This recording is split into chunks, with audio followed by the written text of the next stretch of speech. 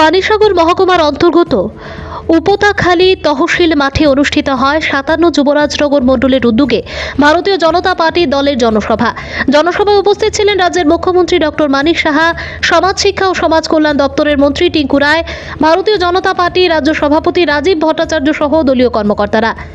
দ্বিতীয় পর্বে পূর্ব ত্রিপুরা লোকসভা নির্বাচন যতই এগিয়ে আসছে, শাসক দলের প্রচার ততই বেড়ে চলেছে। বসেন এই কর্মকর্তারাও। প্রতিদিন চলছে বাড়ি বাড়ি প্রচার থেকে শুরু করে পথসভা, উঠোন সভা, তাছাড়াও ক্ষান্ত নেই রাজ্যের মুখ্যমন্ত্রী। প্রতিদিনই কোথাও না কোথাও রোড শো, জনসভা প্রচারে উপস্থিত থাকছেন তিনি।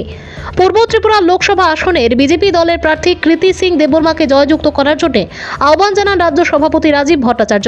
তিনি বলেন, ২৫ বছরের সিপিআইএম গরিব মানুষদের জন্য কিছু করতে পারেনি। যদি প্রমাণ করে দেন তাহলে আমি রাজনীতি ছেড়ে দেব। দেশে ও ত্রিপুরা রাজ্যে বিজেপি সরকার আসার পর ত্রিপুরা রাজ্যে কি উন্নয়ন হয়েছে এবং উন্নয়নের পথে এগিয়ে যাচ্ছে, ওনার ভাষণে সেই সমস্ত বিষয়বস্তু তুলে ধরেন মুখ্যমন্ত্রী ডক্টর মানিক সাহা। ভানুচন্দ্রের রিপোর্ট। এই ভারতবর্ষ কোন দিকে যাবে এবং এখন আমাদের এবারের যে নির্বাচনী ইস্তেহার যেটা প্রকাশ করা হয়েছে, সেখানে বলা হয়েছে যে আগামী দিন ভারত বন্ধু হিসাবে তার স্বীকৃতি পাওয়ার জন্য ভারত কাজ করবে। ভারত মানে বিশ্ব বন্ধু হিসাবে সেই বিষয়ে আমরা কাজ করছি। বন্ধুগণ, আপনারা জানেন এই ইস্তেহারে বলা হয়েছে যে প্রধানমন্ত্রী জন আরোগ্য যোজনায় যে ক্যাম্পেইন ছিল ট্রান্সজেন্ডার মাননীয় প্রধানমন্ত্রী সেদিন ওনার বক্তব্যে বলছিলেন, যখন সেই ইস্তেহার তাদেরকেও এই প্রধানমন্ত্রী জন আরোগ্য যোজনার আওতায় নিয়ে আসা হবে। শুধু তাই নয়, যারা ৭০ বছরের মধ্যে যারা এতদিন কোনো ক্যাপিং এর মধ্যে না, কোনো ক্রাইটেরিয়ার মধ্যে না, ইন জেনারেল সবাই এখানে ৭০ বছরের উপরে অনেক আমার দাদারা আছেন, বয়স্করা আছেন, গুণীজনরা আছেন। ৭০ বছরের উপরে যারা থাকবে তাদেরকেও প্রধানমন্ত্রী জন আরোগ্য যোজনার মধ্যে নিয়ে আসা হবে, সেই ইস্তেহারে বলা হয়।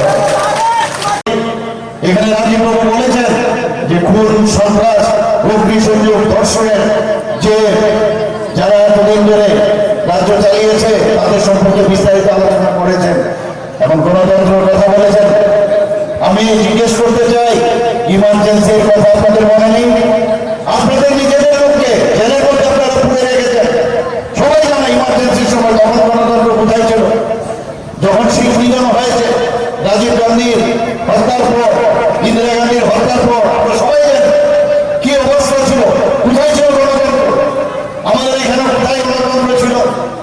আমাদের সবাই আমরা জানি কিভাবে আমাদের টুটি টিপে ধরে ওরা গণতন্ত্রের কথা বলে আমাদের যেভাবে দাবিয়ে রাখতো মানুষের কণ্ঠ। খালি বলতো যে আমাদের লোক হলে তারাই একমাত্র মানুষ, আর বাকিরা কোনো মানুষ না, তারা অসাধারণ লোক, তাদের সাথে কোনো কথা নেই।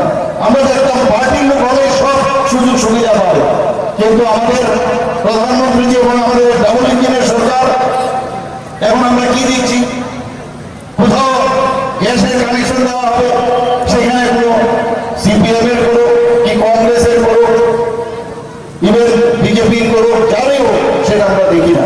কাউকে যদি প্রধানমন্ত্রী আবাস যোজনায় ঘর দেওয়া হয়, সেখানেও আমরা দেখি না। আমরা যদি নলসে জল, আমাদের জল জীবন মিশনে, সেখানেও আমরা দেখি না।